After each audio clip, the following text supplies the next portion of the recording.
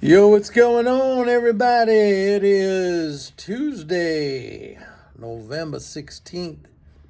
I've been in Switzerland doing a little skiing and some other things. Some of you been asking where I've been. I appreciate that you have me in your thoughts. Everything's going good, folks. As I mentioned, can't fight the fiscal flows. Let me just tell you that first of all, the flows have been really, really good by themselves, but also now Biden just signed this new infrastructure deal, $550 billion for broadband and telecommunications, $110 billion for roads and bridges. A lot of stuff in there. It's of course way down from the original proposal, but nevertheless, it's significant. We're already running at a 10-day average flow rate of 30 billion a day. That's good. That's strong, man. As far as interest rates and the whole inflation story, look, I talked about this. We are seeing, I think, a broadening amount of data and evidence that shows a loosening up of the supply chain situation. One of the things that I follow is in the banking sphere is commercial and industrial loans had their biggest increase in the last report, a biggest increase in 18 months. Now, commercial and industrial loans, and I've been talking about this, they are primarily used for financing inventory investment, and they have been contracting now for 18 months, 20 months. They're almost back to being positive year over year, but we're seeing big increases in commercial and industrial loans, and that to me says that businesses, they're tapping credit because they can build inventory now. They weren't able to do so before because of the supply chain issues. So that's a good sign.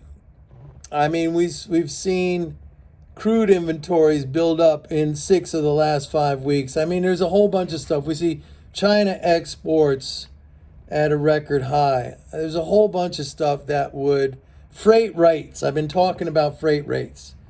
A whole bunch of stuff that suggests, indicates, points to a loosening up of the supply chain difficulties that have been causing high prices. But the bearishness in the bond market is, it's historic.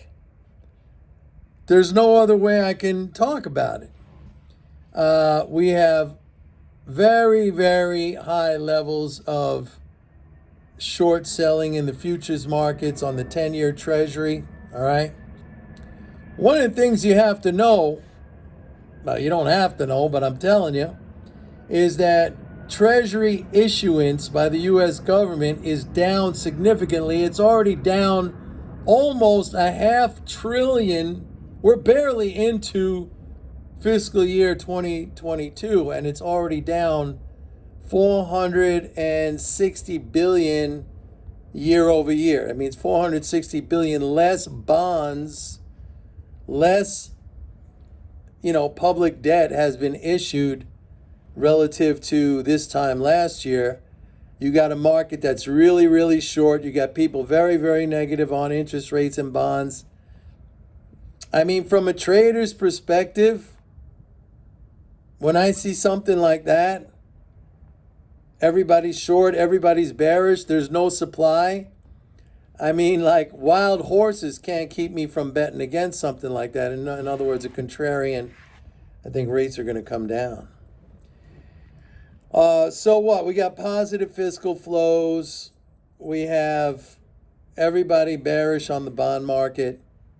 The dollar has been very interesting. It's been really strong against European currencies, against the Japanese yen. It's funny, folks, I have to say, when everybody gets so bullish on the dollar because inflation, a lot of inflation, dollar's going to go up.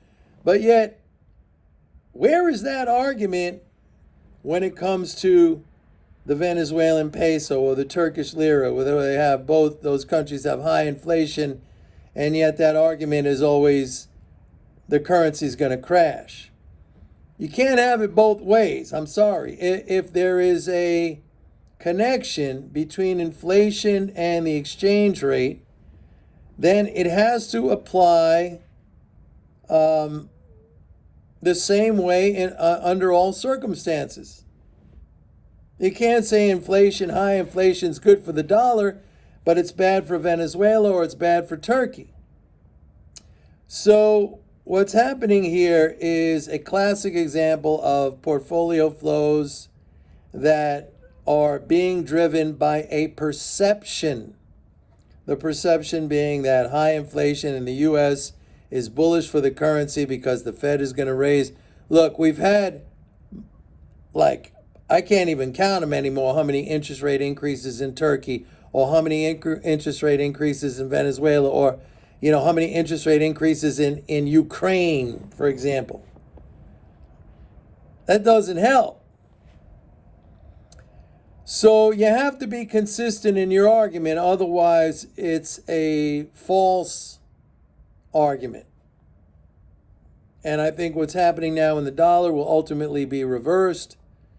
But it takes time. I mean, you have kind of a global view, very much driven by Wall Street and Wall Street economists. And I read these guys all the time, and I see what they post on Twitter and social media, and they're all like, this is so bullish, dollar, but they'll be saying the exact opposite thing they'll be talking about when it comes to Turkey or some other country like that. I mean, you have to be consistent in your logic, I think.